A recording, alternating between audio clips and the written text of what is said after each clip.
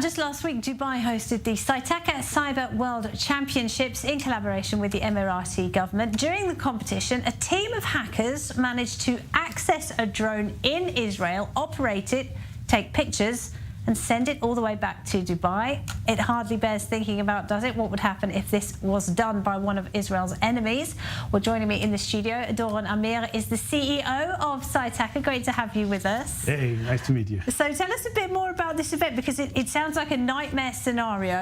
Israel's enemies managed to hack into one of the drones, fly it and do all sorts of damage. But in sportive mood. Yes. So actually what we're doing is to show to the world what we can do with civilian equipments. It's not army equipments. We just show that hacking is something that need to make a lot of interest about the public. Because what we did in the competition, actually, we give all the finals IP address, and they need actually to hack inside, and they got drone in Israel. So we was in Dubai. A real drone? Yeah, real drone. We show, you know, usually in convention like that, people talk about cyber and making fears and all that. And I say all the time, if you want to shoot, shoot. So show me how you do that.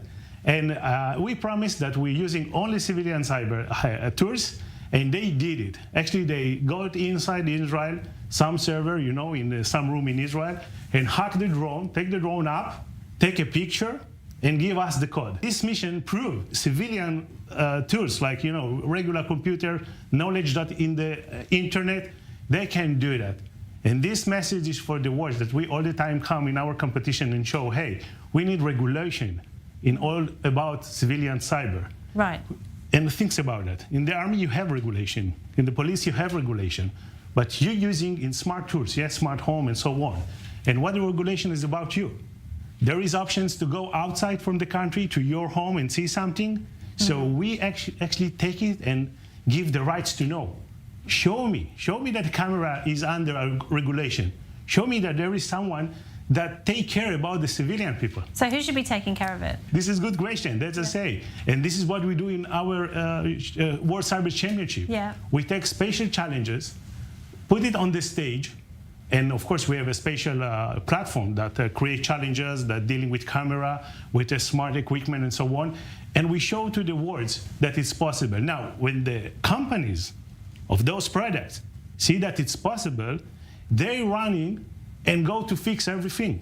And this is our goal. Yeah, fix your products, because so I want the rights. You advise them on how to defend themselves against We hacking. show the problem. We're not asking someone if his product is broken or if it's good. We assume that the company is responsible about the privacy, your privacy. And actually, if we not do that, no one know about that. So it's very important to show that to the world. And in sportive mode, we actually give to people prizes. You know, this prize was the biggest prizes, $1 million to the hackers. Yeah, $1 million. $1 million. To the team who managed to hack the drone.